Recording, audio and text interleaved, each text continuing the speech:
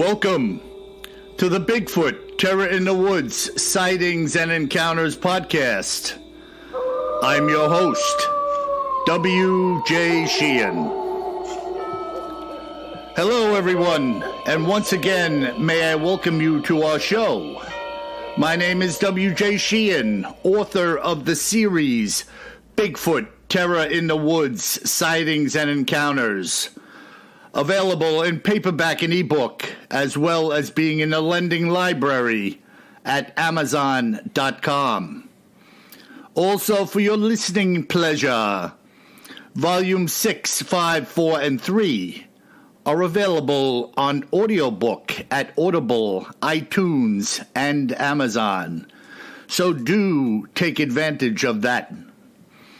Well, my friends, we are loaded for bear today. Oh, how I love this stuff. And I know that you do also. And so, let's begin the McGee, shall we? As I once again welcome my co-host and brother, Kevin, to the show. Kevin, how are you today, brother? I'm doing great. How about you, Bill?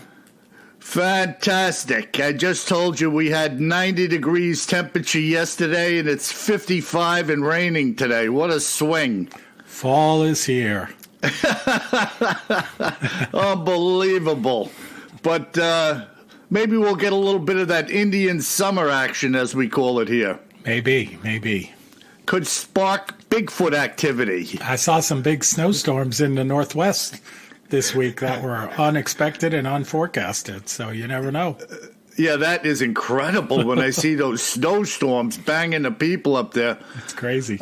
Yeah, and we're talking, a fair amount of snow. This is not a flurry. No, multiple feet out in the Pacific Northwest of the U.S. Oh, my goodness. Pretty impressive. For all of our friends, Wes, if you're listening, I hope you got a snowblower, brother. Holy smoke. Few feet. Boing. Unbelievable. It is unbelievable. Well, Kev, I'm sure you've got something waiting in the wings today in our Cryptids in the News and Other Oddities segment, so why don't you have at it? Oh, yeah. I got a good one for you. Classic. Okay. We're going to talk about the Fouke monster. So that's Fouke, Fouke. And you may know the Fouke monster as the legend of Boggy Creek. Ah, okay. Yeah. So it turns out that the Fouke monster was named after the city of Fouke, Arkansas, or maybe the town of Fouke, Arkansas. And if we look at the map to start out, Fouke is down in the southwestern corner of Arkansas, very close to the borders between Arkansas, Texas, and the state of Louisiana. And really the closest city to Fouke is called Texarkana. And as the name suggests, Texarkana actually spans the border between Texas and Arkansas. Wow, that's interesting. Now, hey, Kev, did you ever see that Boggy Creek movie? I saw it many years ago, but I'm going to have to watch it again after doing this research. Yeah. I mean, it's. I'll be honest with you, I never saw the movie. Yeah, they made it like a documentary. Kind of like the Blair Witch Project. It was not real, but made to look real. Right, yeah. I've seen snippets of it through the years, but I never sat down in a theater. I'm not even sure if it was here in the theater. Yeah, I don't remember where I saw it, but it was a long time ago, And we'll talk about it a little bit. Yeah, go ahead, bro. Yeah, so the Fouke monster, some of the reports, believe it or not, date back to 1851. And they were reported in a periodical called the Memphis Inquirer. So now I don't know if the Memphis Inquirer was the early version of what we call the National Enquirer here in the States, And for you international folks, the National Enquirer is not known for truthfulness of its stories. Yeah, and I wonder if they had any mob hits splattered all over the cover like we did up here. It's like every 6 months somebody was blown away in a pizzeria or something, and they had the color photos of it on the on the cover. Perfect. Yeah. Jeez. So that was back in 1851, but then more recent reported sightings occurred back in 1953 and 1955. And back then, the most famous sightings were reported by a 14-year-old boy.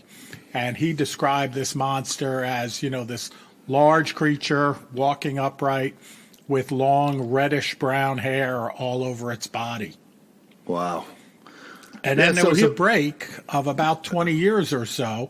And then most of the accounts, and the most famous accounts certainly, of the Fouke monster occurred back in 1971 and 1972. And we're going to go through these here. Now, these are all around the same area? Same little city there. And it's very rural, from what I can tell, looking at it on all the materials I could get, mostly across the internet, photos and maps and stuff like that. Yeah, and this reddish-brown fur, I mean, if I've heard that once, I've heard it 100 times. That is one of the MOs of a lot of Bigfoot sightings. I've heard the color auburn, red highlights, maroon, so there's something to this going back quite a ways and in many different locations around North America, that coloration. Yes, super cool. And again, very common with things we've heard. And when I get into some of the descriptions here, you'll note some of these are very much in common, and then we'll hit one of the classics that kind of goes either way in its description. Wow, I can't wait. All right, so the first we're going to talk about some of these major accounts. And the first one is in May 1971, and this comes from the Encyclopedia of Arkansas, where they have all kinds of different facts about Arkansas. And this account in 1971 was reported by a gentleman by the name of Bobby Ford. And he reported it to the Fouke constable, so the lawman of Fouke, that he was attacked at his house by a hairy creature that breathed heavily, had red eyes, and moved very fast. Ford said the man-like creature, which was about 7 feet tall and 3 feet across at the chest, put his arm around his shoulder and grabbed him.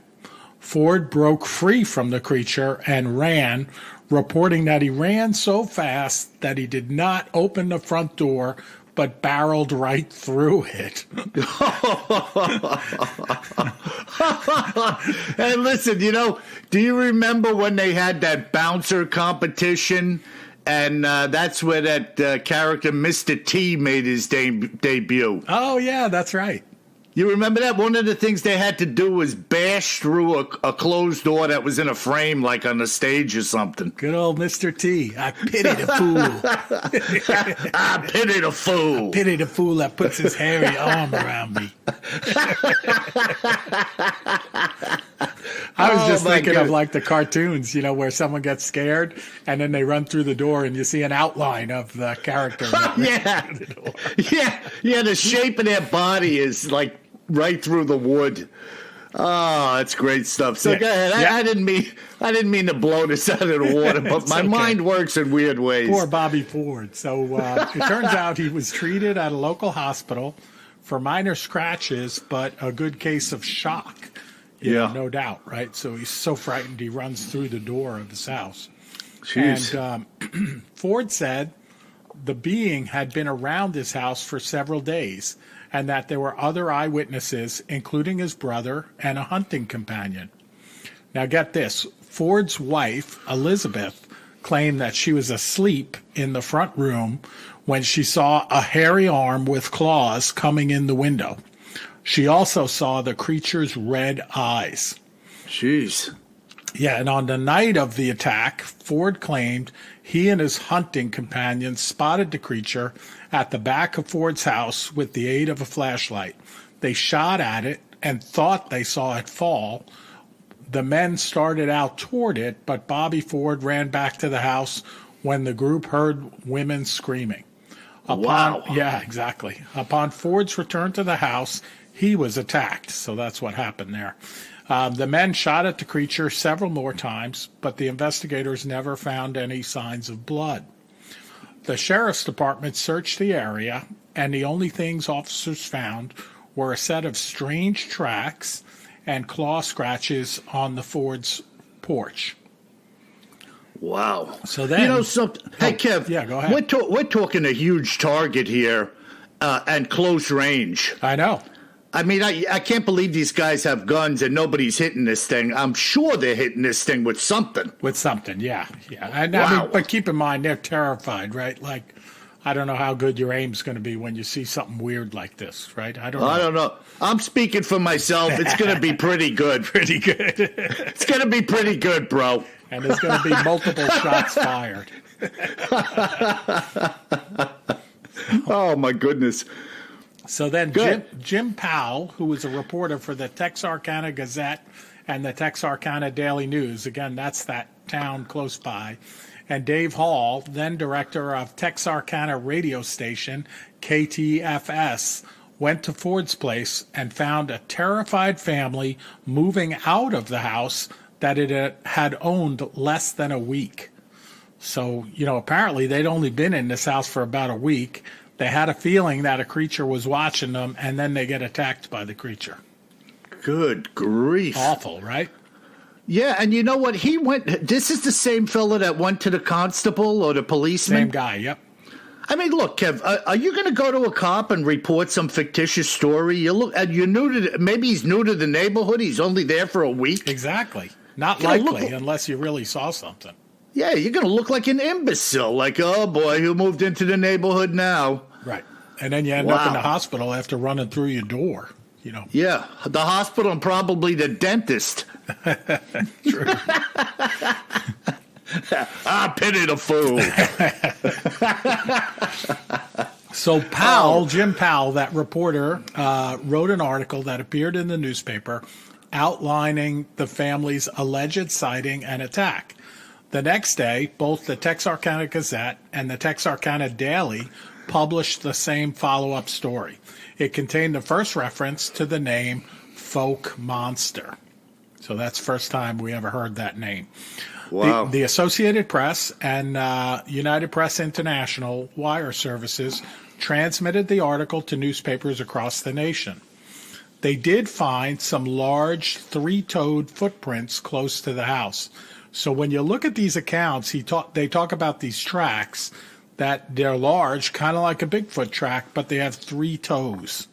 Yeah, that's weird. Really weird, but it's also interesting. Like, one of the scientific skeptics, one of the reasons, and this is kind of silly to me, one of the reasons why they cite that this is not believable is that they don't know of any creature with 3 toes. So, that's ape-like, which is kind of silly, right? Because obviously we're not talking about a gorilla walking around near Texarkana. No, and also, something, though, that comes to mind. And folks, I think the Rougarou is a demonic entity.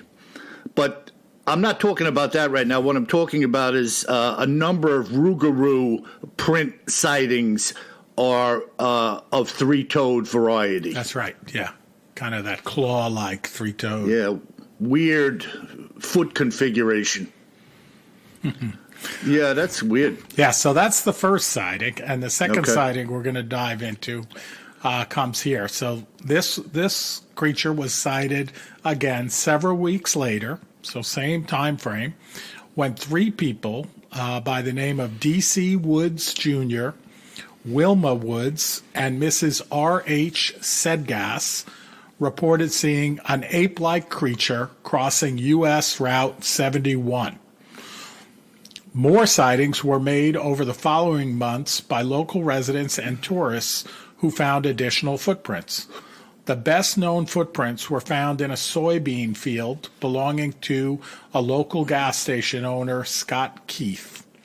They were scrutinized by game warden Carl Galeon, who was unable to confirm their authenticity. Like the Ford prints, they appeared to indicate that the creature had only 3 toes. Wow.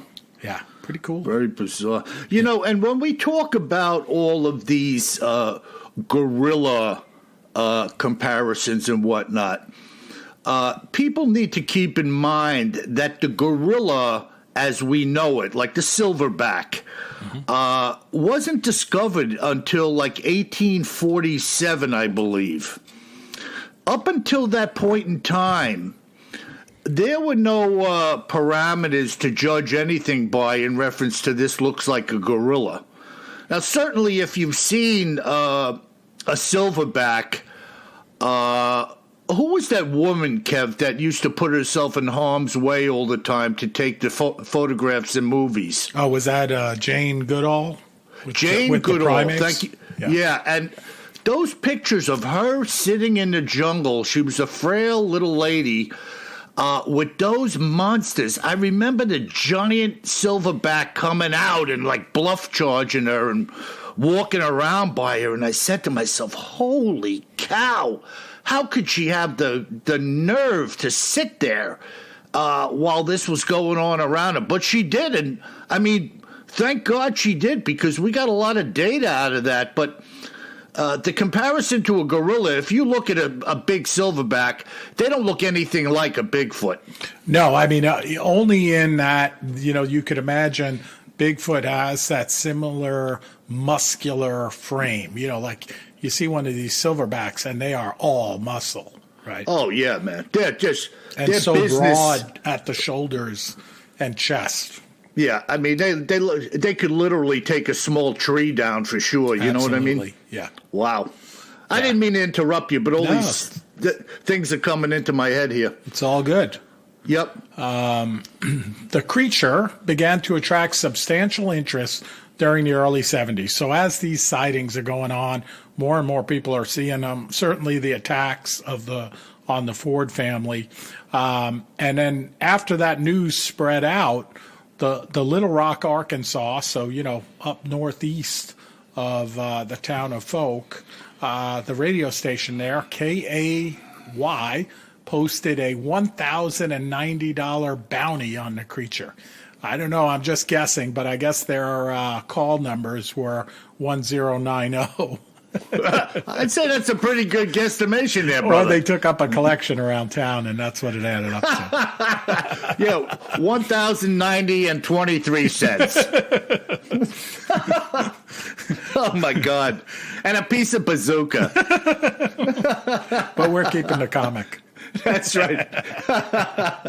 So several attempts were made to track the creature with dogs after they put this bounty out there, but they were typically unable to follow the scent of the creature. And when hunters began to take interest in the monster, Miller County Sheriff Leslie Greer was forced to put out a temporary no guns policy in place in order to preserve public safety. So I guess folks were running around shooting at anything that moved. Probably shot a couple of cows, too, or something. Yeah. I got him! Boo! That's my cow, hey, who shot Bessie the cow? Yeah, they must have been running around like vigilantes over there. That 1090 bounty in the 70s down in Arkansas was big money. That's a lot of money, yeah. In the 70s, it was a lot of money here. Yeah, absolutely. So in 1972, word of the monster was boosted when Charles B. Pierce released a documentary-style horror film that we talked about called The Legend of Boggy Creek. Yeah. Yeah. And then by late 1974, so a couple of years later, interest had waned again and sightings all but stopped. And then they got started again about 4 years later in 1978 when tracks were reportedly found by two brothers that were prospecting in Russellville, Arkansas, so nearby. And then we had some more sightings that year in Center Ridge, Arkansas, and another sighting in Crossett, Arkansas. So, they were all around. And then there was also reports of missing livestock and attacks on several folks' dogs that they actually blamed on the creature. Yeah, well, there's no doubt about it. I had that account of the couple in New Jersey, and I'll just touch on that briefly. They had reports. You know how people post pictures, Kev, on telephone poles when their dog or cat is missing? Absolutely, yeah. So they had this situation ongoing for a couple of years, and it was a fairly high-end neighborhood. And this guy had commented that most of the dogs were small pedigrees. So it got to the point where the local news outlet was starting to post, like, well, another dog was taken in such and such neighborhood this week. And they thought they had a dog napper on the loose, a thief stealing these pedigrees to sell them or whatever. And the long and short of it was, in the end of the account, this guy had put his dog out. They wound up getting a dog in spite of the dog napping. And he had his dog out in the rain one night on a tether on a chain. Now, he had a galvanized, like 3 or 4 foot long auger turned into the ground with a welded stainless link chain on it and a brass snap swivel on the end attached to this shepherd's choker collar. So I'm trying to give you the visual of the assembly here, because this was no, rinky-dink thing with a rotten clothesline. I mean, this was quite the setup he had. Serious hardware. Yeah, he forgot. He got caught up on working on the computer, and he shouted down to his wife asking her if she let the dog in. And she said, no, I thought he was with you. He goes downstairs, opens the door. It's raining out. Usually the dog would be sitting scratching at the door to get back in, particularly in the rain. He looks outside, and the chain is laying on the ground with no dog attached to it. And he goes out there, and now, mind you, there's a snap on this thing hooked to a ring on a choker collar. But the snap is gone, and the chain is broken. And the dog is gone. Wow. And in the damp soil with this rain coming down is one singular giant footprint. So that was pretty creepy. When you talk about dogs missing, people blaming it on that. Why would you doubt that? If you're opportunistic, it's a meal, right? Like grabbing a goat, a lamb, whatever. Sure. I mean, I don't think they mind eating dog. Oh, my goodness. No, they're hungry. They're hungry. Yeah. So where are we going? Here I go again, sidetracking. No, that's all good. So, all those sightings and the movie were back in the 70s, or movies.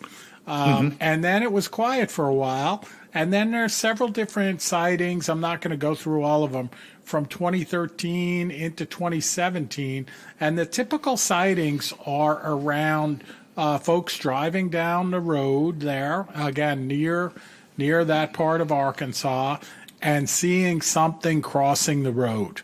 And, so they're driving down, couples usually, and they see this very tall, hairy, human-like figure standing at the tree line or scurrying across the road. And then what's also interesting in some of these sightings is about 10 of them that are reported. Some report like a smaller version of the same creature, like 4 feet tall and 5 feet tall. So it's kind of like maybe they're like juvenile versions of the Fouke monster. Wow.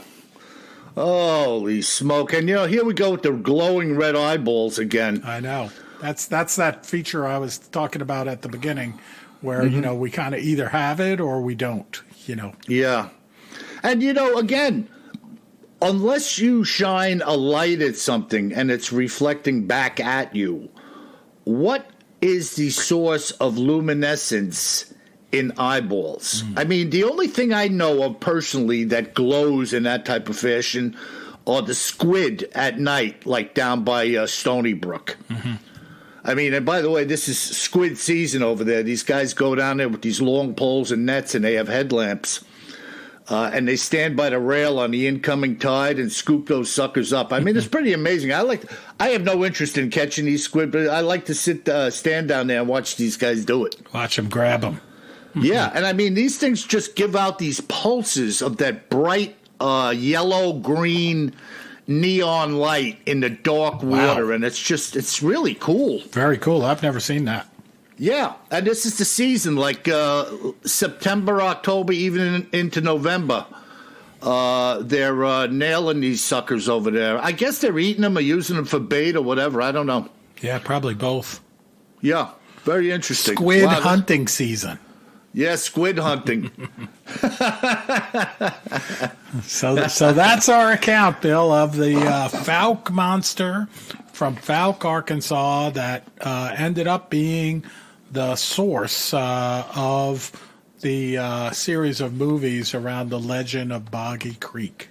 Yeah, that is some really creepy stuff, boy, I'll tell you. It is pretty creepy. I got to go and watch the movies again. Yeah, I mean, I'd really like to catch a viewing of this thing at some point in time. But I was never much of a monster movie person. I mean, like when I was young, I saw Frankenstein, Dracula. I was going to say, except for the old 4:30 movies, right? Those were classic. At some point in my life, I got away from the monster thing, But when I was young, yeah, we had Chiller. Oh, that's right. The 6-fingered hand coming up out of the ground. Chiller Theater, and we had Creature Feature. Creature Feature. Yeah, that's it. Remember that with that nasty looking face, like with the lights pulsing around it? We always looked at it like, what is that? And then they would throw in like Abbott and Costello meet the Wolfman, in the same slot. Let me tell you something. One of my top movies of all times, Abbott and Costello meet Frankenstein. Oh, that's a good one, yeah. Remember with Bela Lugosi and Lon Chaney, and they had them all there for the movie. All the stars as they were depicted as monsters. That was the freaking greatest. They did, man. All those Abbott and Costello movies. They, it was a comedy, of course, but they did have the real monster actors, and they were creepy looking, Yeah, especially in black and white, right? It's like, whoa. Yeah, it was like the perfect mix of creep show and comedy. Exactly. And I bet you the budget on those movies was like $3 in a 6-pack. Yeah, I mean, you look at that. They talk about movies today. Oh, budget $40 million, $60 million, $200 million. Like, are you kidding me? Yeah. Wow. All right. So let me dive in here. I got something really interesting to talk about here today. This account was told to me by a fellow named Alec Hertz, a resident of Northern California. And this is what Alec had to say. That's ALEC, Alec. He says, I was at the time and am still a resident of the state of California. And let's just say that I live within a 100-mile radius of Sacramento. If you feel as though I am being a bit elusive by saying this, you would be correct in your presumption. For the tale which I am about to spin is centered on gold, and I will not be offering any tips as to where I do my panning. The fact of the matter being that as of the time of this event and until this present day, I have panned, shall we say, north of $500,000 worth of gold. So this guy's, he's pretty good at what he's doing with his pan and his locations over there in California. In 2008, I was panning in one of the many locations in which I work, having hiked in for several hours just to get to the location. Whether or not it is a creek or a river, I am not willing to say. But suffice to say, I was near what I will call the headwaters of this particular body of water, at a location where the water was descending through a wide rocky crag, which formed the starting point for this body of water. This crag or chasm, whatever the proper word may be, was wide and deep as it cut through the rock.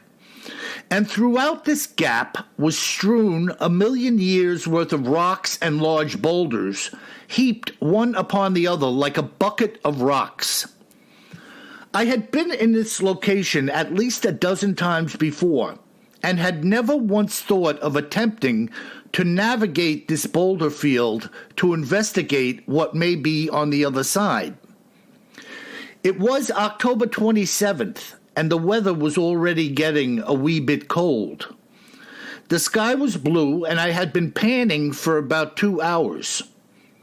I had just stepped away from my pan in order to relieve myself, and as I stood there, I suddenly had the strongest sensation that I was being watched. So strong was this sensation at the time that I almost felt as though something was trying to enter my mind. I know this all sounds very strange, but it was like a pressure was building within my mind that seemed like it was trying to take over my very thinking. For whatever reason, I suddenly turned my head to my left, which was looking directly into the chasm. And when I did, a large and hairy head ducked down behind a boulder some 50 feet within the edge of the rock pile. Turning my head back in front of me, I kept a watch out of my peripheral vision, hoping that I would see whatever this was again, and I did. I caught it moving between two large rocks, where it was once again concealing itself from my view. Now, before I say what I am about to, most people would think that I was out of my mind, but I had my pistol, so I was not without some type of protection from whatever this may be. I took a good-sized rock and threw it into the pile just to the left of where I had seen this thing move, and I heard a grunt of sorts, which reminded me of Scooby-Doo, the cartoon character dog. Huh? Jackie? This time I stood my ground watching and waiting, and it paid off. The creature stood up and looked directly at me, and I now knew it was a full-blown Sasquatch standing within the boulders. Our face-to-face standoff lasted but 20 seconds, as the creature turned and started to work its way back through the boulder pile, heading northward into the chasm. I began to give chase, struggling my way through the pile, as I could already see that the Sasquatch had gained a considerable lead on me, having no issue whatsoever negotiating the rocks, while I was stumbling and bumbling my way through the field. For some 30 minutes, I had entirely lost track of the beast, but I was unrelenting in my pursuit, at which point I came to a break in the canyon wall, where there seemed to be what I will call a natural cave formed in the rocky wall. At this point, I was about 40 yards away from this cave, and was resting while standing in between two large boulders. It was then that I began to hear what I will describe as being a loud conversation between several very distinct and unintelligible voices coming from within the cave. They were very loud in their intonations, and the cave opening was acting as a speaker. What was being said, I do not know, but it sounded like bad Chinese in a subtitled movie. The creature, which I had followed through the field, which led me into this area, appeared to be a female, a fact which I bring up having seen what appeared to be a breast as it was climbing over the rocks on all fours at one point. Now, it seemed to me that I was hearing a family of sorts, perhaps talking over the sighting of this weird human by the female. I sat there for almost 2 hours, while still hearing sounds coming periodically from the mouth of the cave, and nothing else came out of or went into the cave, at which point I began making my way out of the area, which I did. One of the most remarkable things about this encounter was the agility that this creature demonstrated while negotiating this random field of boulders. For somebody in the best physical condition, it would have presented quite a challenge as it did for me. And yet, the Sasquatch moved through it like a child's obstacle course. At one point, I watched as it stepped from the ground to atop a 5-foot-tall boulder with a single step, hoisting its body up with nothing but a singular leg movement. Its body was a shaggy, blondish red color, and I would estimate its size as being 7 feet tall and maybe 5 feet wide at the shoulders. The rest of the body was fairly uniform in width, starting with the thighs and working up to the upper back, being perhaps 3 to 4 feet in width. It was just out of this world amazing. What do you think of that, Kev? Whoa. That's wild. That is wild, man. I've been sitting here listening, though, and although Alec didn't tell us exactly where he was, I was putting every description, boulder field, close to the headlands of the water, into the computer, and I know exactly where he was. Really? No, I'm just kidding. And I see gold in the river. I'm just going after the gold. I got to go, Bill. We'll finish this later. Yeah. Bomb. Pity the fool. I need you to come along, Mr. T, to protect me. Well, speaking of gold, that dude wore a serious amount of gold. Oh, he did. Yeah, he might need to mine it. He might have sold it since then, though. But yeah, I mean, really, really cool account. And, you know, it's interesting what he's talking about, the agility of the Bigfoot moving through the boulder field. You know, we hear that a lot in these different accounts, you know, whether it's moving through obstacles like they're not there, or climbing, or even just walking up these very steep vertical grades like they were flat, you know, compared to how a human would navigate it. You know, it's interesting.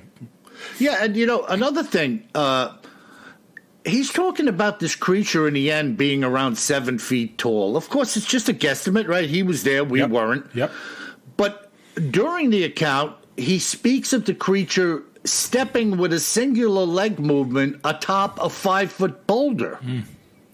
So, I'm looking at myself and I'm saying that would be like me raising my foot up to like the upper chest to make this type of step up. Yeah, and then stepping up that distance. Yeah, that's like without a hand grab or anything. Yeah, it's almost crazy. Inconceivable, you know? It is inconceivable. Jeez. Wow. But you know, how about this guy? I mean, he's got a pistol in his hand. I'm sure he knew how to use it. And he decides to pursue this thing that's kind of going away from him, and he loses sight of it but keeps going. You got to give the guy some credit for his perseverance, you know. He did say that you're going to think I'm out of my mind when I tell you what I'm about to tell you, but I went after this thing. Jesus, wow. We'll see what he did if it turned around.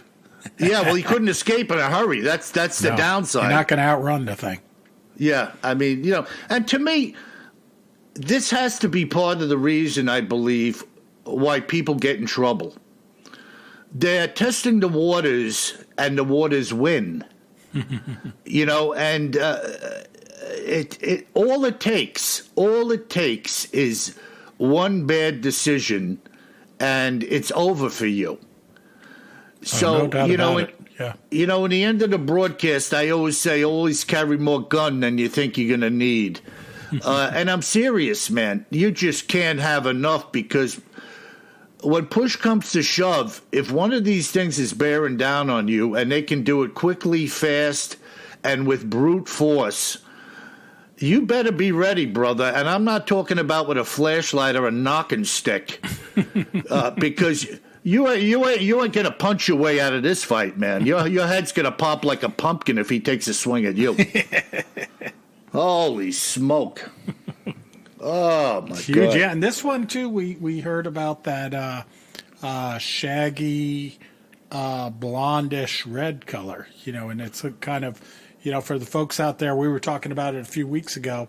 And when I was up in Alaska this summer, I took a picture of a few and posted one of them on our website, BigfootTerrorInTheWoods.com, of one of the blonder, shaggy big bears up there. So, no reason to believe that these hairy men don't come in different colors. Yeah, I mean, it's just hair. Look at human beings, right? Yeah. Red, black, brown, blonde. Absolutely. And any mix of the two, and then the sightings where they say they were like gray and white. I mean, my hair is not the same color it was 40 years ago.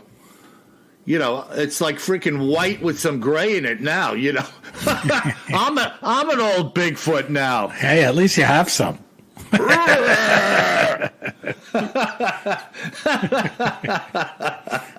Oh my goodness! Well, that was good stuff, brother. Yeah, that's a great account. Yeah, what do we got waiting in the wings today with our listeners? Yeah, so we got some good listener mail, and before we do that, though, I'm going to talk just for a minute about some other news, not a sighting, but something kind of cool, where Tim Banal sent us a note in talking about a new coin campaign in Australia where they released 26 coins corresponding to the letters of the alphabet. And guess which one of my favorite creatures got letter Y? Yowie! You guessed it. Yowie! So Yowie is the Y coin. I'm going to have to try and get my hands on one of these. And apparently the coin contains a cartoonish depiction of the hairy bipedal cryptid said to lurk in the Australian wilderness. Wow. So pretty cool. Well, yeah, that's crazy. And by the way, I have to correct you on that, Kev. That was the article about that coin that I knew you would love to see. Yeah. I copied that and pasted it and sent it to you. Oh, okay. Sorry, Tim. I thought you wrote Sorry, Tim. But we're glad you're out there, bro. Good job. But it's great news. And then he also talked about the fact that I got to look for this one, too, when I'm up in Canada, that also Canada in 2016 released a Sasquatch coin. I haven't seen it when I'm up there, but I'm actually going back up there next week, so I got to try and track down one of these Sasquatch coins. Yeah, that's fantastic. And for whatever reason, right? Is it a little comic relief? Is there some sincerity in that? I don't know. I'm not there at the board table deciding what coin's going to be made.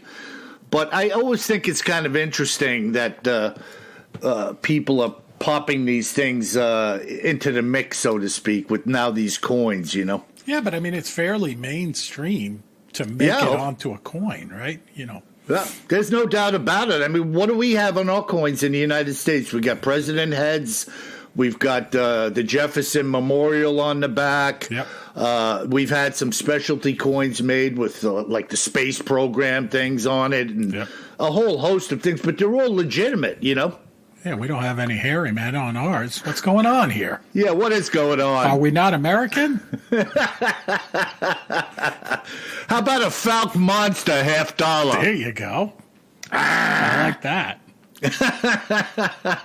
All right, so let's dive into the mail here. Speaking of Canada, we have an email in from Rachel in Manitoba.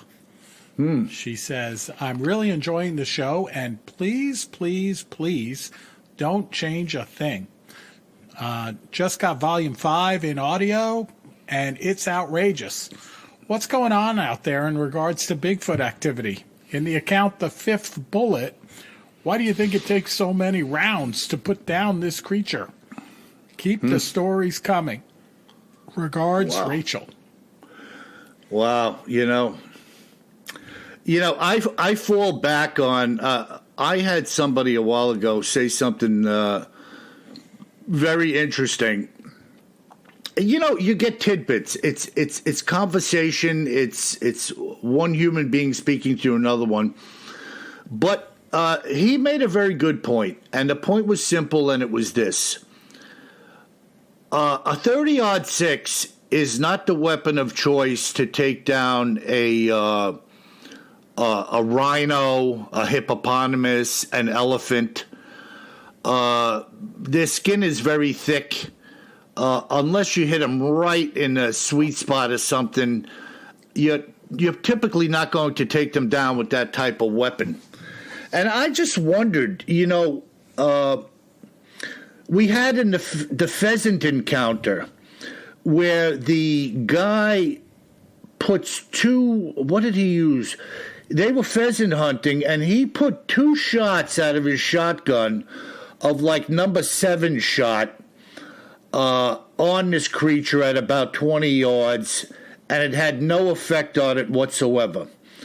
So I say to myself, maybe their skin is really thick and leathery, and this hair is growing out of it. I mean, I have no idea why you can crack something with that type of bullet.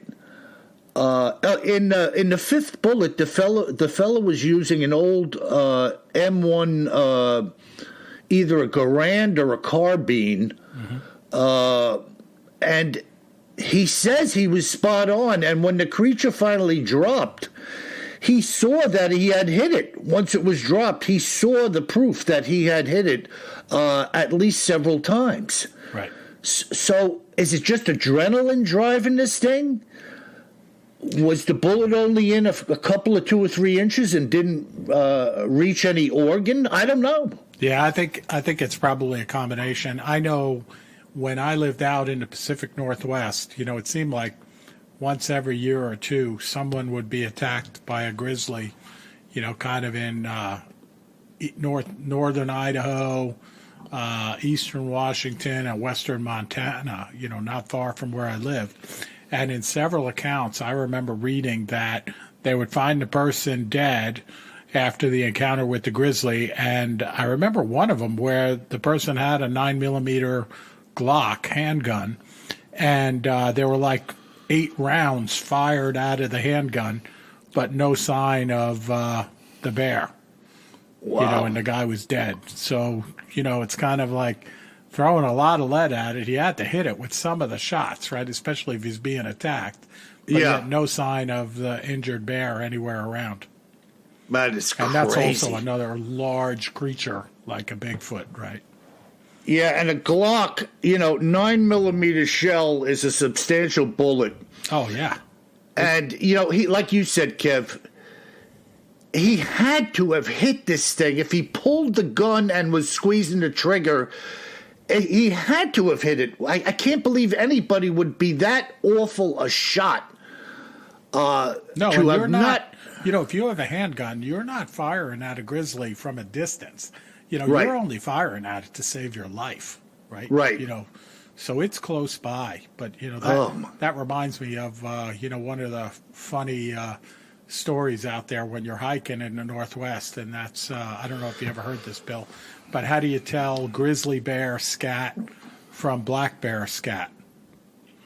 I'm not sure. Go ahead, lay it on me. Oh, the grizzly bear scat has bear bells in it.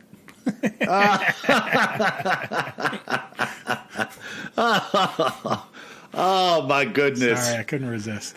Yeah. All right. All right, hey. So from Manitoba, we're going to Sweden with Olaf. Wow. Yeah, cool. And Sweden. Olaf says, this show is stupendous. I think that's good. Yeah. Just how many people have seen these things? Why, it's incredible. and why no body's been presented to the public is a travesty. Nevertheless, as you say, the amount of circumstantial evidence alone is enough to convict. Blessings to both of you, Olaf. Yeah. Yeah, thanks, Olaf. Circumstantial evidence. How many times are we going to say this? If a fraction of the circumstantial evidence was brought to bear against you or I in a courtroom, we'd be convicted. No doubt. And the amount of people, I won't get into it right now, but there certainly seems to be more than an ample supply of bodies found and things here and there. And why they're not brought to bear, I don't know. I really try not to waste my time on it, and I enjoy rather to continue this activity of somewhat of a conduit for information to get out there and just continue the conversation. It's not really worth troubling ourselves over who believes and who doesn't. It's like a waste of your time and energy and breath. So why bother? Yep, I'm with you. With you. Fully agree. All right, We're going from Sweden back to the United States from Freddie in Louisiana. All right. So Freddie says, love your accounts of the Rougarou. I have all of your books. Do you think that this is this creature is akin to the Bigfoot or not? I also love your take. I also love your take on the demonic in regards to a fair amount of this. Most people do not even consider that such a thing is possible, but most people would not include myself.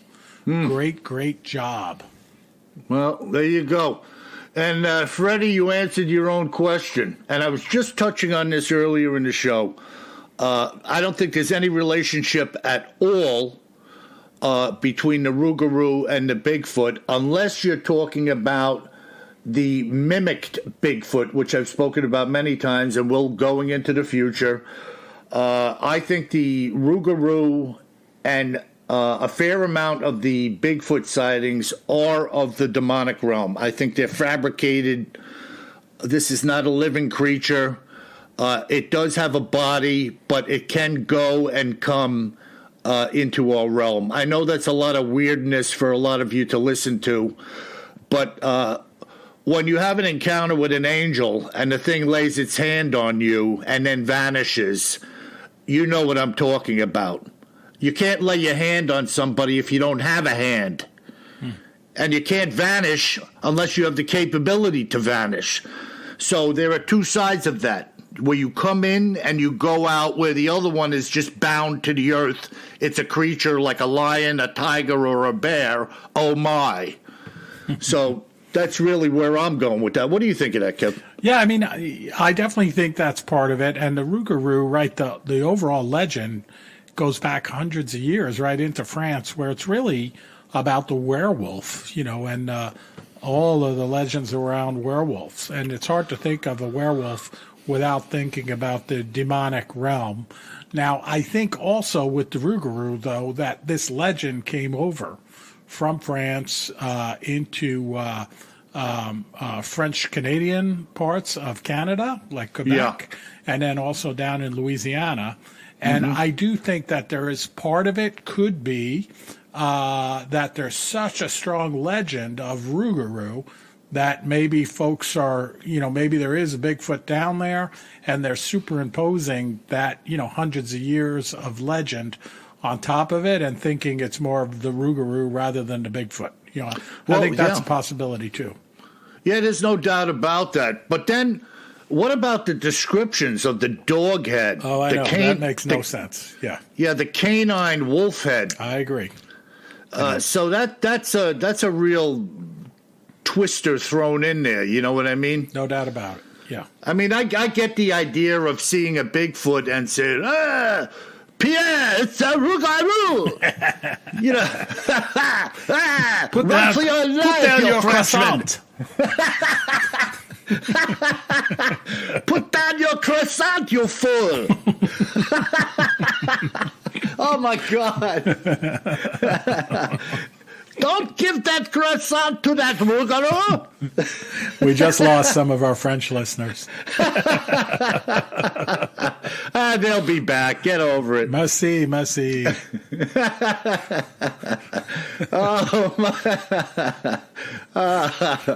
Oh, Kevin, that's too funny. All right, our last letter for the week is from Narim in Turkey. So out to the eastern part of Europe, Middle East, halfway between the East and the Far East, whatever we want to classify Turkey. Very entertaining material. Here's my question. How do I see one? Wow. Well, how do I see one? Very interesting. Think about this for a second. When you bought a house, what's the fella's name? Narim. I think it's a fella. I don't know. All right. Narim. Man, woman, we're sorry. It's just we're not familiar with the names in that region of the world.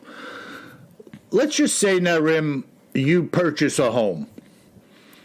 When you buy that home, are you thinking that house is going to burn down anytime soon? I mean, it sounds like a stupid question, right? Like, where are you going with this, Bill?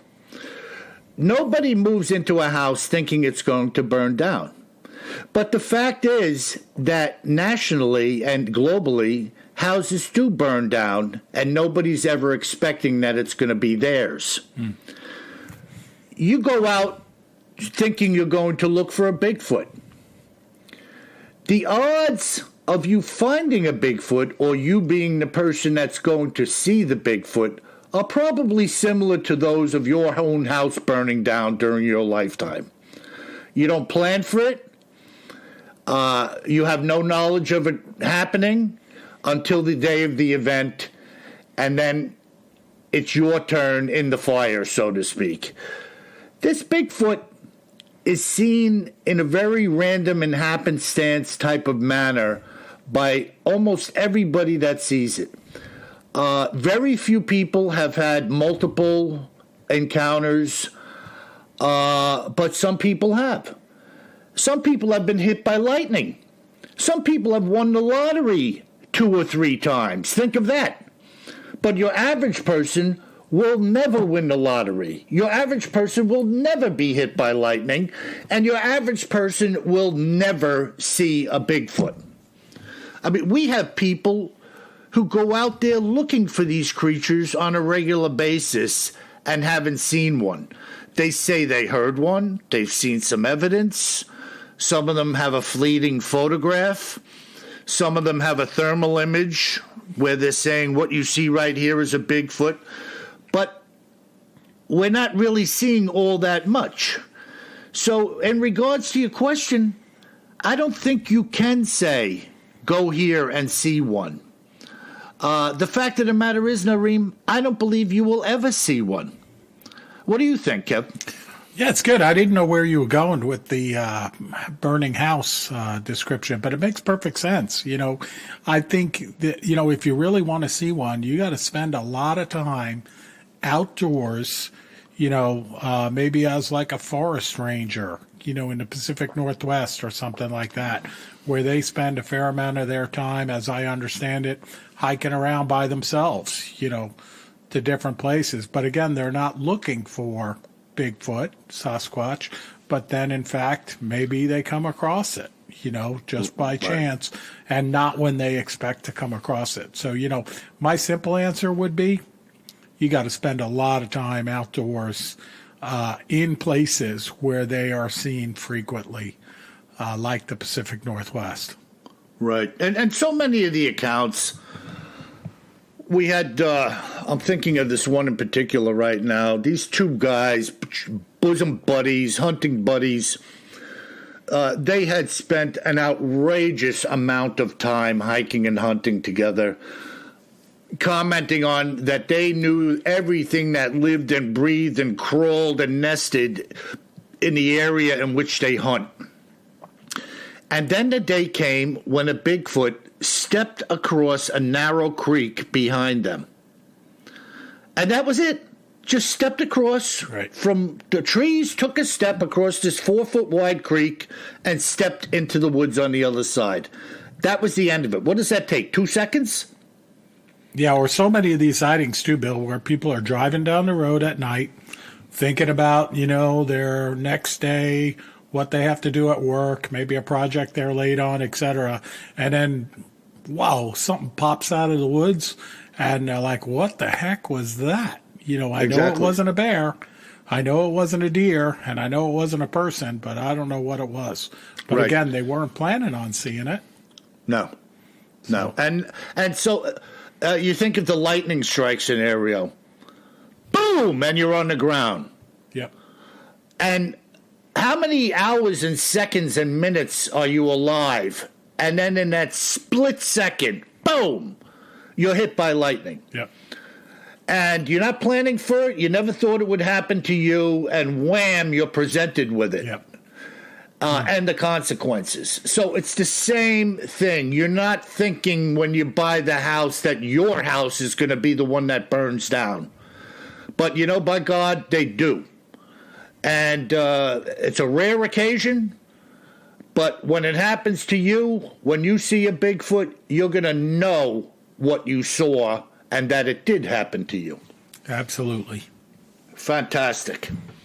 Well, is that a wrap today, Kev? That's it, Bill. All right. So once again, we want to thank our listeners for tuning in. Without you, we don't have a show. Please leave us some great feedback. Come to our page, BigfootTerrorInTheWoods.com. Contact us. Let us know if you've seen anything. And certainly go out of your way. Go out on a limb. Tear your wallet out of your pocket and buy a book or an audio book or something. And you'll be doing us a great service. Yeah, and thank you to all of you that have been leaving those very positive reviews on your favorite podcast player, whether it's iTunes or whatnot. We really appreciate you taking the time to leave a review. Yeah, fantastic. All right, then. And, my friends, until we meet again, remember, always carry more gun than you think you're going to need. Sleep tight.